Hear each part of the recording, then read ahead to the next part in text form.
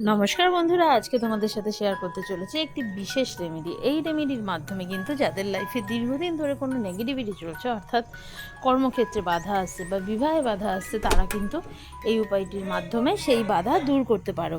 এই উপায়টি করার জন্য শুধুমাত্র একটি করে লবঙ্গ দরকার হবে এবং 41 দিন এই উপায়টি করতে হবে। প্রতিদিন রাতে ঘুমানোর আগে একটি লবঙ্গ, গোটা লবঙ্গ, অর্থাৎ লবঙ্গর ফুলটা যেন গোটা থাকে, সেই লবঙ্গর ফুলটা হাতে নিয়ে স্ক্রিনে আসা মন্ত্রটি 11 বার জপ করবে। ওং শং শনেশ্বরায় নমঃ। এই মন্ত্রটি জপ করা হয়ে গেলে পর শনিদেবের কাছে নিজের যে সকল কাজে বাধা আসছে সেই বাধা কাটিয়ে কাজটি সফল হওয়ার প্রার্থনা করতে হবে। করে সেই লবঙ্গটি নিজের বালিশের তলায় রেখে শুয়ে পড়বে।